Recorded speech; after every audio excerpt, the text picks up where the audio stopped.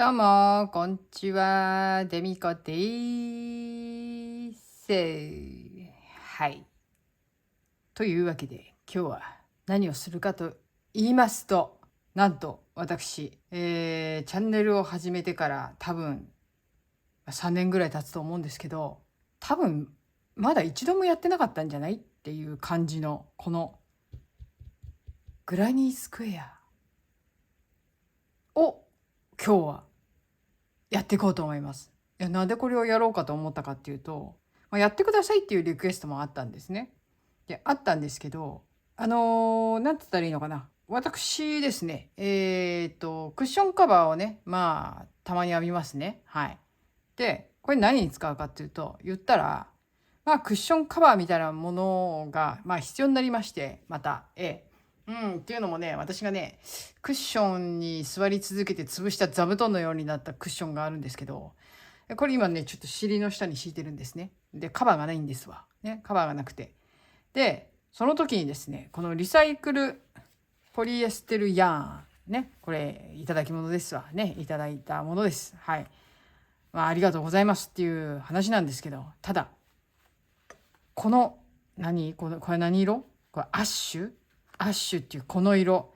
ちょっとね、そのまま、編むとですね、こういう感じで、イメージでこうありますけれども、ちょっとね、どぎついかなと。私的にはね、ちょっと色的にね、何に使ったらいいかなって考えた時にちょっと思い浮かばなくてですね。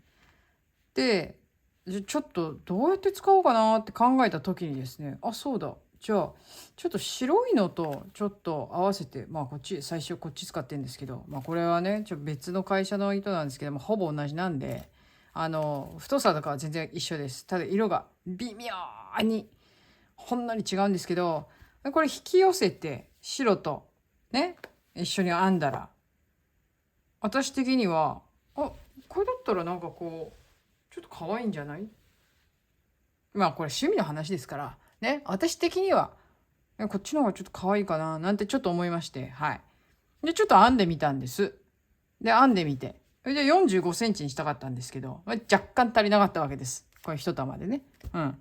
二玉あったんですけど、一玉編み切ったところで若干足りなかったので、最後これを足しましたっていう形で、これがね、オリーブのこの色を出してきたわけですけれども、なので、最後の、一段、グラニーを編んだのと、プラス、あれですね、細編みしたぐらい。あと、もうちょっとこの辺、ちょっと入ってますけど、はい。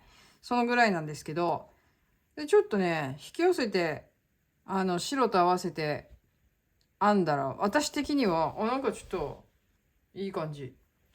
私的にはですけどね。うん。なので、今日は、パッと見ちょっとね、見づらいかもしれないけど、ね、グラニーの感じが見づらいかもしれない。色がこうだから。だけど、この引き寄せて、白と引き寄せて編んで、グラニースクエアをね、ひたすら大きくしていこうということでございますよ。というわけで早速始めていきますよ。ね。私ね、グラニースクエアっつうのはね、もう全然編んでなかったわけです。もう何年も。うん。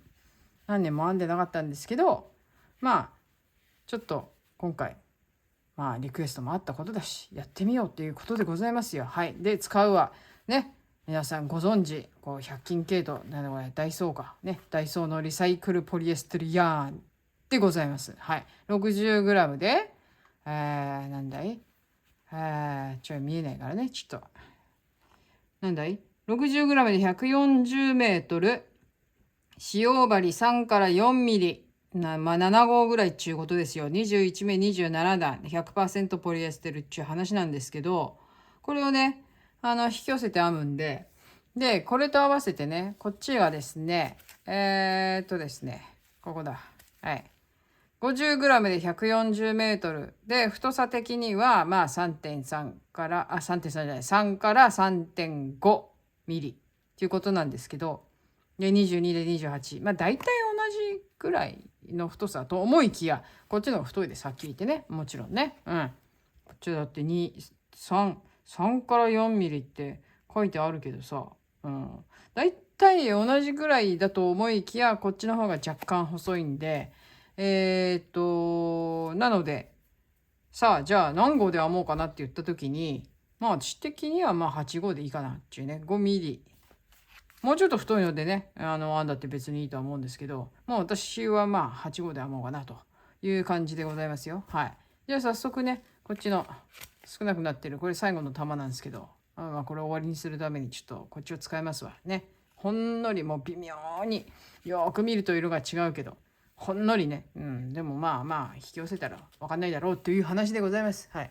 じゃあこれでちょっと編んでみますけど、まあグラニースクエアですからね、皆さんね、これチカチカするからこう外しとくか。ね。ね、これ45センチなんですよ。ね、45センチ。このサイズを、だからもう一個編みますわ。ね。編んで、座布団カバーでございますよ。ね、座布団カバー。はい。さあ、じゃあ引き寄せて編んでいきますけど、まあ最初は、まあ、輪でいいんじゃないっていう話でね。なんだっけ。あれで、鎖編みにして4つでっていうのもありありかと思うんですけど、まあ私はこっちでいきますよ。で、普通に編むときは、最初1、2、3なんですけど、私の場合はですね、4、5と編みます。はい。で、角っこの2目をもうすでに編んでる状態になるんです。これで。ね。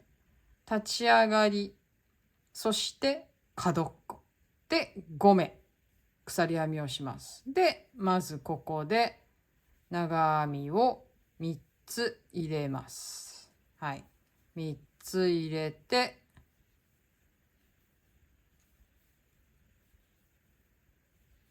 で、角っこで鎖を2つ。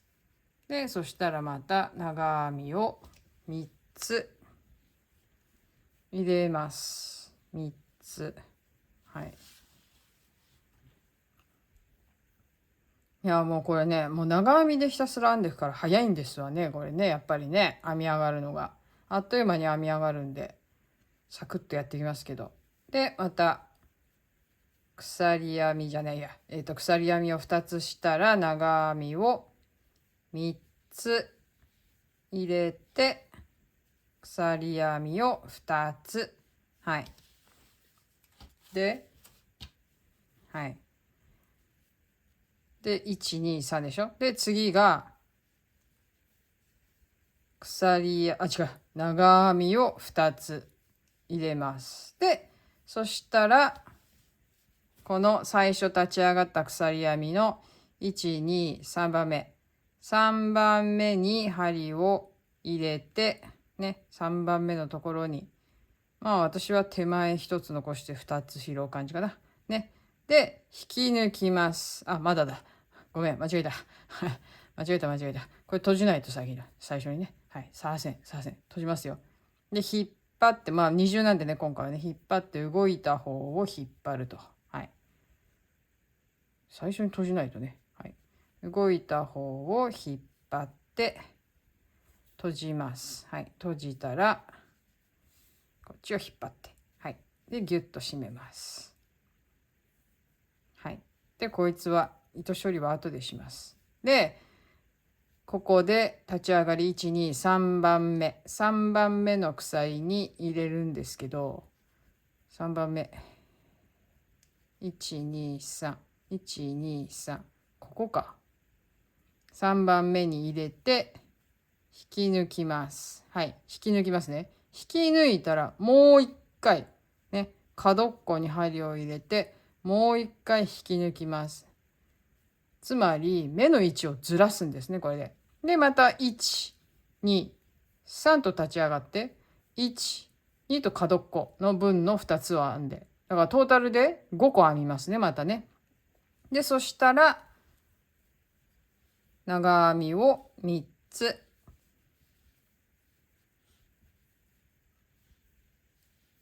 はい。長編みを3つ。で、鎖編み1つ。で、長編みをこっち側の、この、今度端っこ、角に入れて、3つ編みます。で、角っこの鎖編みを2つ入れたら、同じ穴に長編みをまた3つ入れます。はい。で、そうしたらまた鎖編みを1つして、また長編みを今度こっちの角っこに3つ。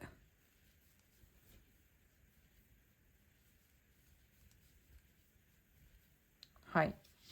で、角っこの鎖編みを2つ。そしたらまた同じ穴に長編みを3つ。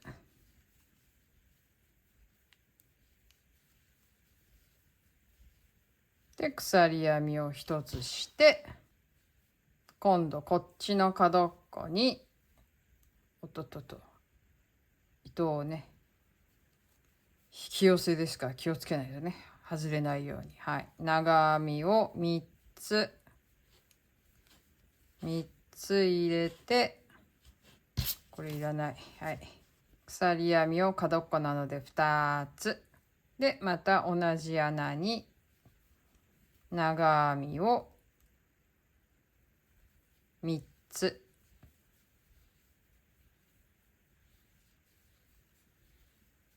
はい。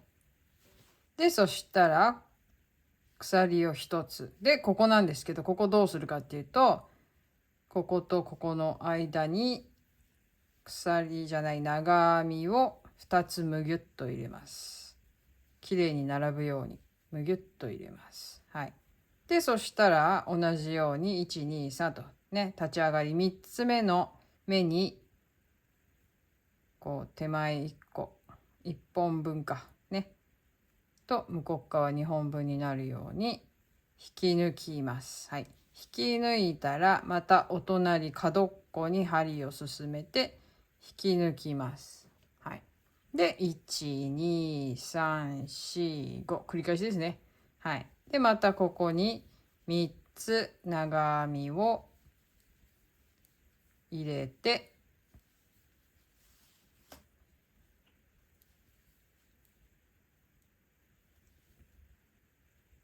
はい。3つ長編みを入れたら、1つ鎖編みをして、今度真ん中のここに3つ長編み。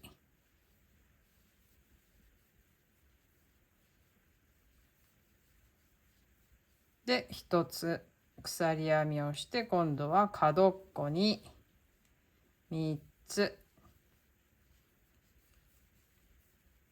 入れて、おっとっと。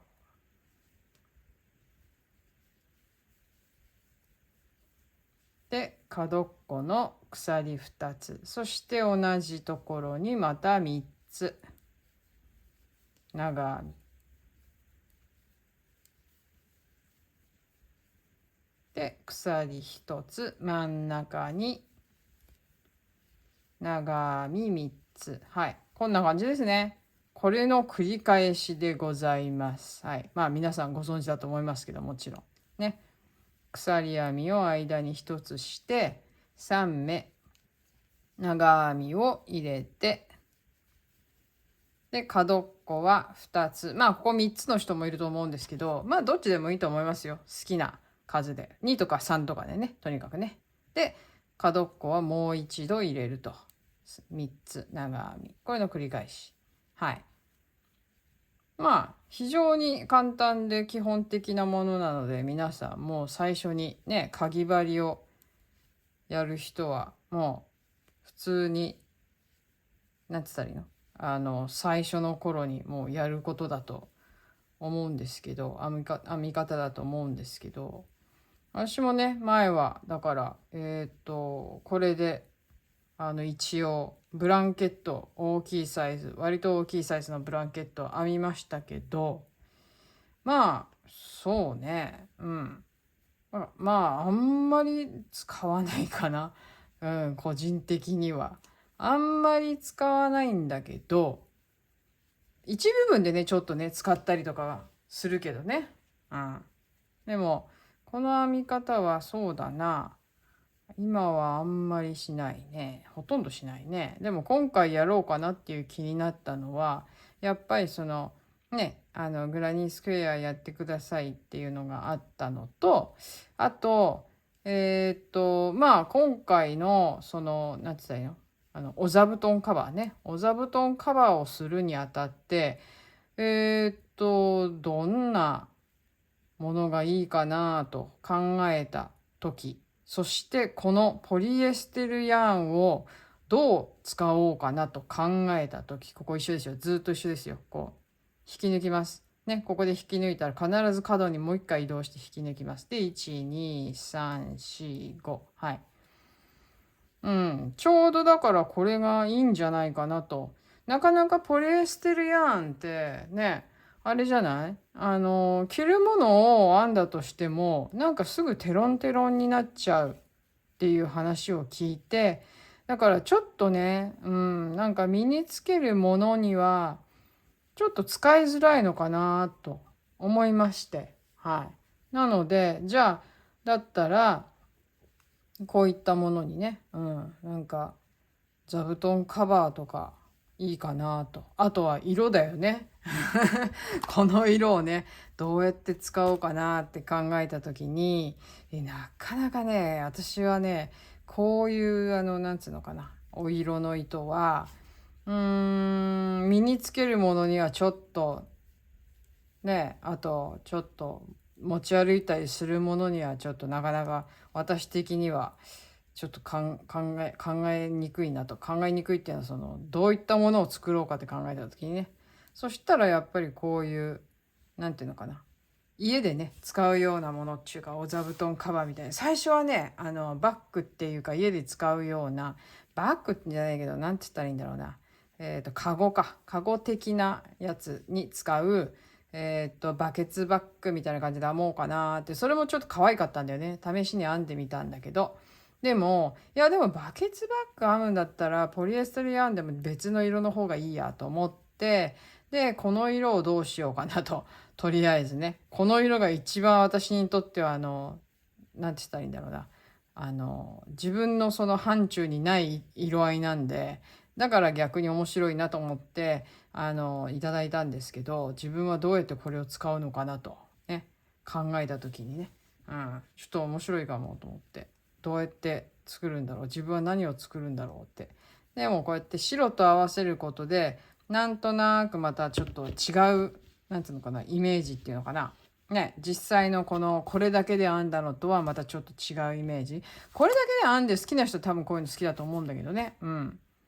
だから私はこれ白で合わせて、なんか逆に色吉みたいな風にも見えなくもないんだけど、ちょっと白で合わせると私的にはなんかちょっと可愛くなるかなっていうね、感じでございます。はい。じゃあもうこれをねひたすら編んでいくだけなのでね、もう今日は何もこれ以上あれですよ、今のところは説明することございません。はい。説明することございませんのでね、ひたすら編んでいこうと思いますよ。これほんとすぐ編めるからね。しかも太いからさ、どんどん編めるじゃん。なんだかんだベラベラ喋りながら、結局ここまで今もうこのサイズまで来てるからね、本当に早いよ。だから何度でもほどいて編み直したりとかいろいろしたんだよね。このなんていうの、この普通のこのグラニースクエアじゃなくて違うなんていうのかな、モチーフも編んでみたりとかしたんだけどいろいろ。でもなんかパッと見なんだろうな、こう色がなんていうのかな、いろいろこう白が混ざることで余計なんていうのかな、ガチャガチャした感じになるじゃない。言ったら。そうするとなんかいろいろ柄物っていうかさ、ちょっとした柄物みたいなの編んでもさ、まあ結局目立たないわけよね、それってね。だったらじゃあ今回この糸使って、グラニースクエアをやっていこうかなと思ったわけで。はい。はい。じゃあここね、さっきのとこと一緒なんですけど、ここは、ここ立ち上がってる手前のところに2回長編みを入れて、123番目3番目のところに手前側ね、手前側に1本で向こう側2本で引き抜いて、でもう一度引き抜いて、で立ち上がる、123で立ち上がって角っこの2個、はい、これの繰り返しで、じゃあもうどんどんどんどん編んでっちゃおうと思いますよ。はい、パパッと終わります。これはね、パパッと。何センチ結局だから、だから、とりあえずは、この毛糸が終わるまで、はい。この、この玉が終わるまで編んできます。はい。というわけで、どれぐらいで編んだかな？ 1 時間半、2時間弱ぐらいかな。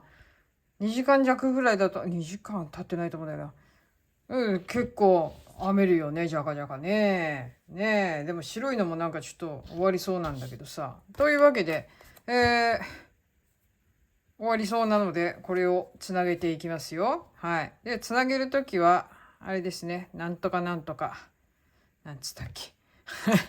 なんつったっけ。もう今回はこれで、大雑把につなげていいと思いますよ。もう、こうやってつないじゃって。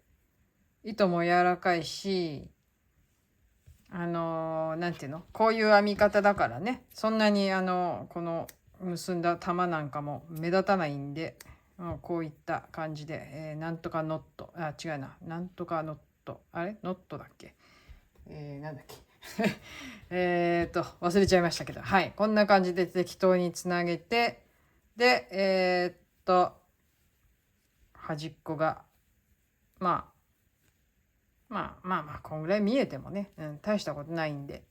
で、最後の、これが最後から2段目の段なので、この段と次の段を、この長編みで編んで、で、最終段を細編みで編んでいく感じかな。はい。なので、とりあえず、じゃあ全部ね、長編みの部分を編んでいっちゃおうと思います。はい。早いなあ、この編み方は本当に早い。だってさ、同じサイズのさ、ね、この45センチ角でさ、モザイク編みで、編もうと思ったら、ちょっと大変よ、やっぱり。うん。太い糸でね、編めばね、あれなんですけど、いいんですけど、今度でもね、あれだね、ある程度太い糸でまたね、やろうかね。前にもやったことあるけど、あれも、あれでしたね。ソファじゃない。あの、クッションカバーだったけれども、ね、ちょっと、これと、この白い方のと同じ、太さの糸で、モザイク編みで編みましたけど、でもそれでもモザイク編みってやっぱり時間かかるからね。細編みだもんね、基本はね。なのでやっぱり長編みでいくと早いなという感じでございます。はい。じゃあもうこれで終わりにしていきますよ。はい。はい。最後まで来ましたよ。とりあえず、長編みの部分はね。はい。で、最後も同じように、ここを、2つ入れて、で、1、2、3って3番目に針を入れて引き抜くと。で、ここはもう細編みをしていくだけなので、普通に立ち上がって細編みをしていきます。で、一つ入れたらもう角っこなので、角っこには細編みを一つ入れて、角っこ二つ、鎖編みをして、また一つ細編みをしたら、一目ずつ全部に細編みを入れていきます。で、ここの鎖編みのところはもう全部拾っちゃいますね。束でね。はい。でこんな感じで一周ちょっと細編みをしていこうと思います。はい。撮ってると思ってて撮れてなかったような感じがするんですが。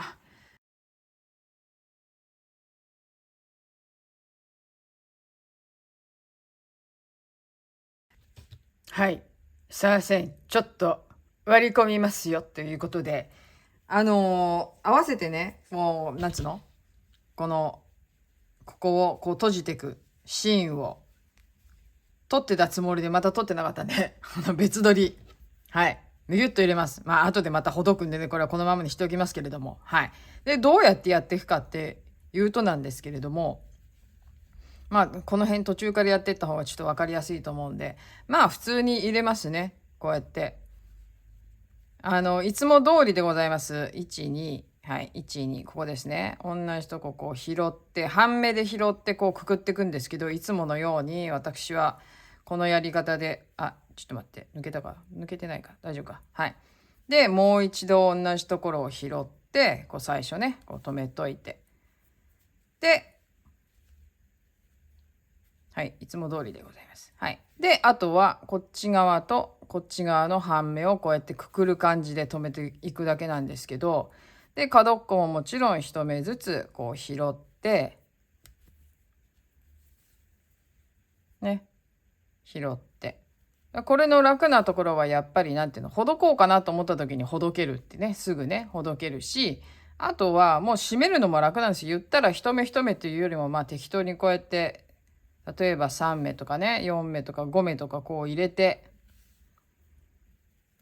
こうね、ちょっと待ってね、こう引っかかっちゃうからね。こう入れて、こう入れて、ね。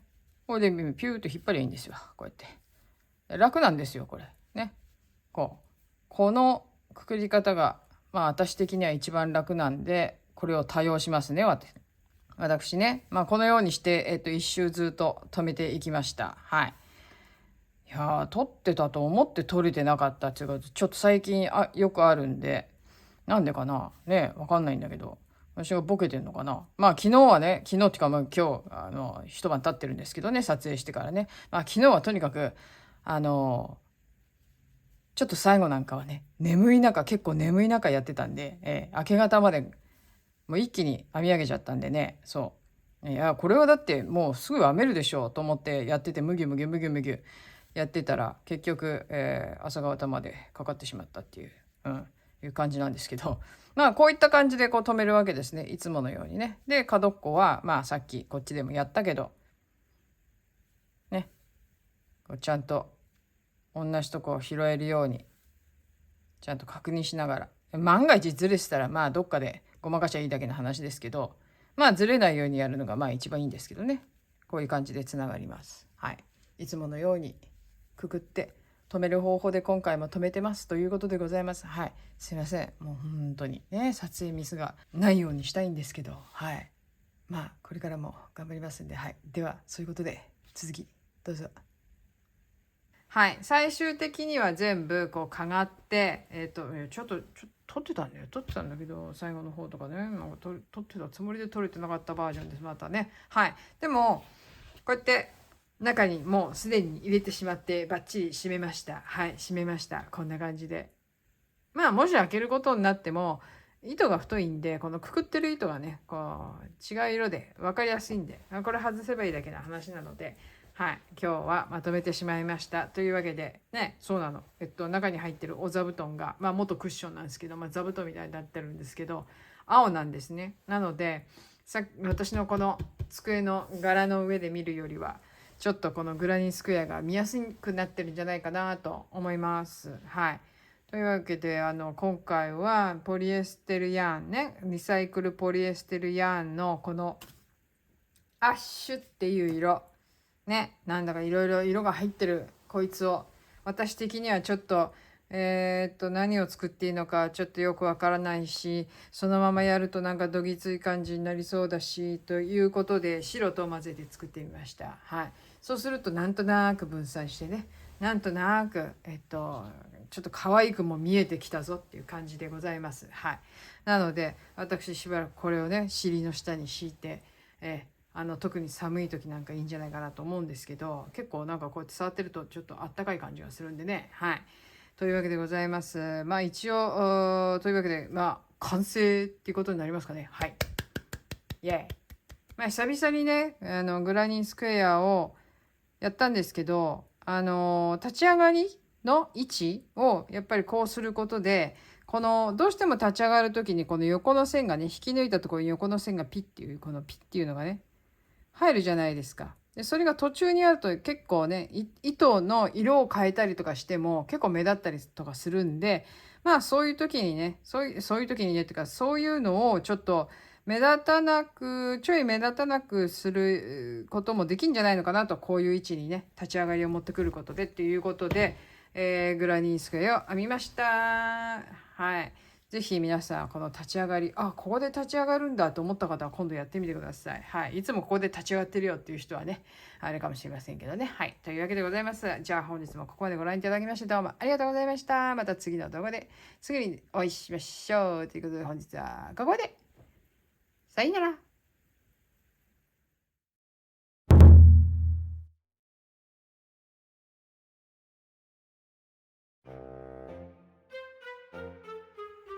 はい、久しぶりの単独おやつタイムっていうかね、ほとんど最近はライブ中だけど久々に動画におやつタイムをつけました。はい、というのもですね、うちの家人が仕事でまたいろんなお菓子を持ち帰ってきましたよ。またいつものいろんな国のやつなんですけど、今回とあともう一回でなんかもう終わりなのかな。だからあとなんかもらってこれるのは今回もらってきて、今回はでもそんなに多くないんだけど、で次回が最後みたいな感じらしいんだけどね。今回は残念なことにね、日本のお菓子はなかったんで、そう、日本チームがいなかったっていうことなんだけど、今回はね持って帰ってきた中にですね、日本のお隣の国ですね、国ですね、そのお菓子があったので、私あんまりかの国のね、お菓子だの食べ物だの食べないんですけど、たまにだからそのイベントごとの時は持って帰ってくるわけですよね。で大抵美味しくない言ったらあんま美味しくないよね。で今回もわけのわかんないものがあったので、ちょっといただいてみようかなと。でうちの家人はね多分ね食べないと思うから、ちょっと言っちゃ失礼だけど毒味的にね、食べてみようかなと思いまして、ちょっとドキドキするんですけど、かの国がお好きでね、かの国によく行く方もいらっしゃるかもしれないね。そういう方はもしかしたら知ってるかもしれないね。でもそれは全然知りません。行ったこともありません。はい。なのでちょっとかの国のお菓子をちょっと食べさせてもらおうかなと思いまして、今回ちょっと3つほど用意したんですけど、1つずつちょっとやっていこうと思いますよね。はい、3ついっぺんに食べるんかいって、食べます。はい、まずはこれなんだろうね、私なんて書いてあるかちっともわかんないんで、後ろもなんかわかる字が書いてあるのかなと思ったらちっとも書いてないわけですよ。だから一体何なのかまるっきりわからないわけです私この字読めないんで、本当に全然わかりません。数字しかわかりません。はい。ちょっとこれね、ちょっとまずこれ1個目、これなんですかね、これちょっと開けてみたいと思います。まず開けますわね。なんだろうね、ちょっとまず匂いを嗅いでみたいと思います。わかった。これはあれだね、蜂蜜系だね。なんかね、蜂蜜のなんか染み込ませたお菓子、揚げ物にこうなんつったらいいの、蜂蜜を染み込ませたような味がする。味はね、匂いだ。ちょっと食べてみようね。これ美味しいかもしれないよ、もしかしたら。ちょっと食べてみます。はい、いただきます。いきなりですけどいただきますよ、これ。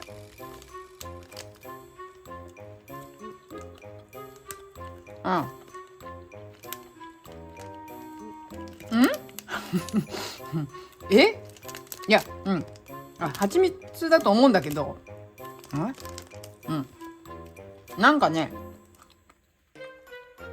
小麦粉と蜂蜜と混ぜて焼いたのか揚げたのかよくわかんないんだけど、なんかそういう感じなんだけど、なんつったらいいんだろうね。これ甘さ控えめって言ったら聞こえはいいのかもしれないんだけど、もう私的に言ったらこれがお菓子ってことを考えると、ちょっとフランス語でファッドって言うんだけど、なんつったらいいんだこれ。ボケた味っていう感じかな。油の匂いがちょっとね、きついかもしれないけど、でもこれ好きな人は好きなのかもしれない。もしかしたら悪くはないと思う、これ。食べれます。今回はね、なんかね、韓国と香港と台湾とってなんかその辺のお菓子があって、で C 国のはないんだけれども、台湾はね、台湾だから大丈夫かなと。で香本のやつはねなんかちょっと月餅のちっちゃいみたいなやつだったんだけど、まあそれもね今度次お見せしますけど、またね今度ね。とりあえず今日はもうさっさとこのかの国のやつを食べようと思って、まあ言ったら美味しいっていうもんではないけど、なんかこういう蜂蜜系のお菓子でそんなに甘くないものがいいっていう場合にはこれはいいかもしれないな。でもちょっとな、まああんまり美味しいもんじゃないな、でも言ってもな。一生懸命あげようと思ってね、あげようと思ってんだけど、まあそうだな。まあ好きな人は好きかもしれない。でも私蜂蜜系のこういう染み込ませたお菓子ってそんなに好きじゃないから、もともとね。すごいね油が。甘すぎるじゃない大体。でアラブのお菓子なんかはさよく使うからさ、蜂蜜をさ、ね、すんごい甘いわけ。それに比べたらいいかな。アラブのお菓子だと美味しいんだよ。でも量は食べらんないよね。結構さこんなでっかいのとかさ、今みたいなやつのさ、こんなでっかいやつとかこんな分厚くてね、それとかこのぐらいのロールのやつとかね、まあ甘ったるいやつ売ってたりするんだけど、1個食べれないんだよね、甘くてね。歯が痛くなりそうな感じだしさ。はい、次3つあるからどんどんいきますよ。はい、次何これ。一応漢字が書いてあるよ。なんて言ってんのこれ。香人羊羹。これあれじゃないの、朝鮮人参とかの羊羹ってことじゃないの。違うのかな。私全然本当に分かんないからさ、なんだろうね、高麗人参の羊羹かな。向こうはほらよく使うじゃないね。赤い人参の人だよねこれってね。でもさ韓国ってさ漢字もう使わないでしょね。自分の名前ぐらいしかかけて読めないとかって言うじゃない今は。まあいいや、ちょっと羊羹らしいんで、ここにちゃんと指紋みたいな感じでプッシュって書いてあるけど、ちょっと食べてみようか。じゃあここは開けて。でもまあ見た目的には普通に羊羹だわね。ちょっとどうよ。はい、じゃあここにプッシュってあるんでプッシュします。プッシュ出てこねえな。これでいいか、出てくる。まあ見た目は普通に羊羹ですよね。見た目は普通に羊羹。これね食べてみようと思うんだけど、あれちょっと待ってよ、私ボケてない？どういうこと？今までボケてた、もしかして。ボケてた？ごめんね。ボケてたとしたらごめんね。でもさっきのお菓子はね、なんかね全部食べちゃったからあれなんだけど、でもさっきのお菓子のやつ見せるとね、ボケてたからちょっと見せるけど、こんな感じだったわけ、パッケージね。こんなどう読んでいいのかちょっと私には分かんないっていう感じで、こういう形のね、なんとなく分かったと思うんですけど、すいませんね、ボケてたね。はい、なんでボケてたのかちょっと分かんないんだけど、まあいいや。はい、じゃあちょっとこの羊羹を食べてみようと思って、すごい匂いするよ。何これ。高麗人参食ったことないか分かんないんだけど、多分そういう感じなのかな、この匂いって。そんな感じにも感じる匂いでございます。なんかすごい匂い。食べてみようと思います。はいね、ちょっとなんか何もこれを羊羹にしなくてもっていう話だよね。このなんかジンタンみたいな味がする。羊羹で甘いのにジンタンの香りがするみたいな感じ。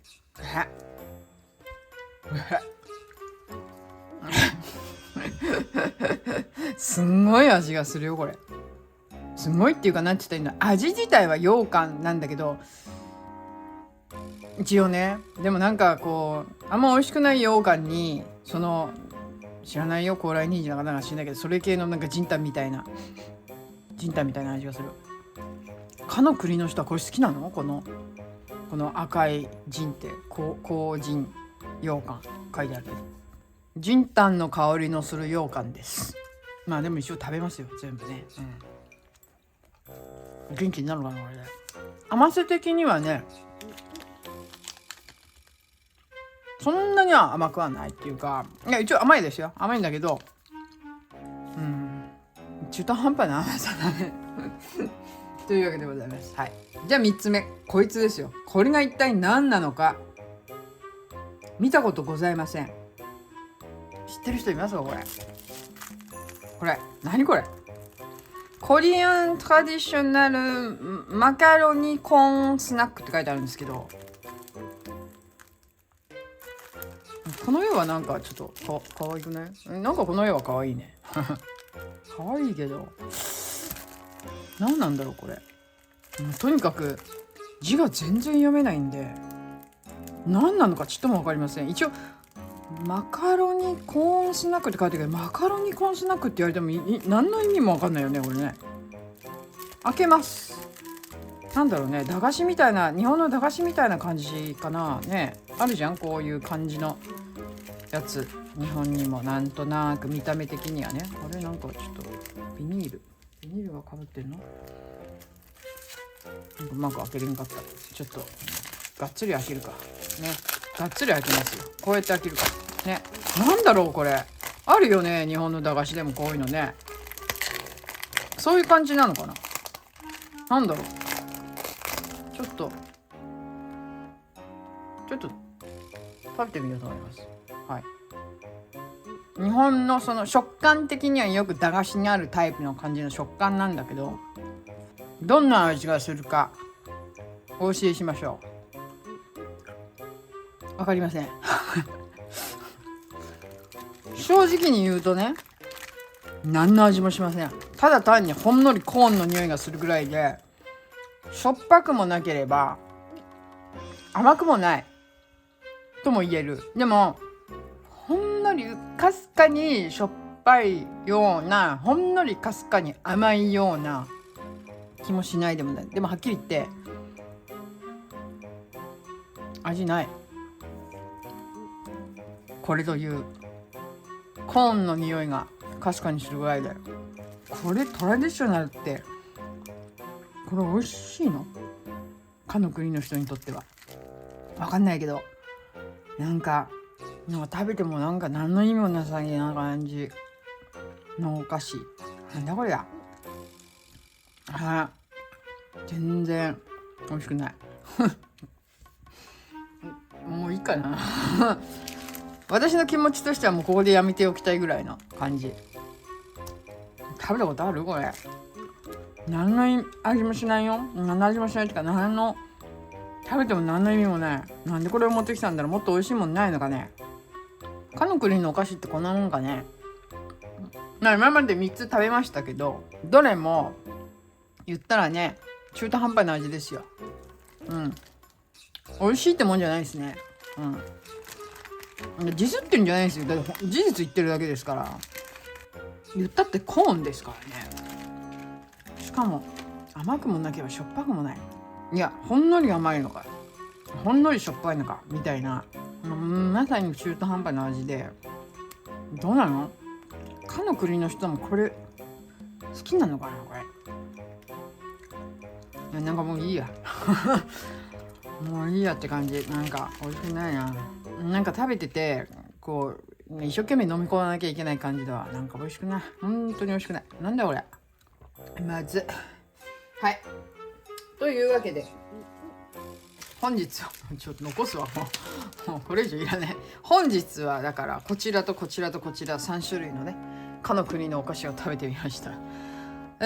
ですね、皆さんかの国が好きで行かれる方もねこういうの見つけると思うんですけど、スーパーとかどこで売ってるか知らないけど、味見をされた方は多分きっとわかると思うんですけど、総じて美味しくありません。はい、美味しくありませんでした。はい、ディスってるわけじゃございません。事実でございます。はい。今日のおやつはちょっとあれだな。なんかこの後ちょっとお口直しになんか食べておかないとちょっと気が済まないので、お口直しに、こちら最近開けたんですけどね、キシリッシュミントハードグミ、こちらをねちょっと食べておきたいと思います。はいね、これすっきりするからこれ食べるとね。ミントハードグミね X って書いてありますキーシリッシュの X ですよ。ハードグミ結構硬いこれ食べてねお別れしたいと思います。いい香り。はい。まあキシリッシュだからね言ったってね。だけどこのほんのりミント感が後味すっきりさせるっていう感じで悪くはないけど、まあでも食べた感想としてはキシリッシュはやっぱりガムの方がいいやっていう感じはしますね。なんかね噛み応えチャートで4つってねなってるけど、そんなに言うほど硬くないと思うんだよな私的にはね。まあいいや。はい。まあこれはおまけなんだよ今日ね。まあこれは後で口の中すっきりするよっていうだけの話なんで。はい。というわけでございました。ここまでご覧いただきましてどうもありがとうございました。はい。今日のおやつは外れ外れ渓谷のお菓子はまあ食べなくていいかなっていう気に余計になりました。はい。というわけでございます。じゃあそういうわけで次のまたおやつ今度は楽しみにしててください。じゃあバイバイ。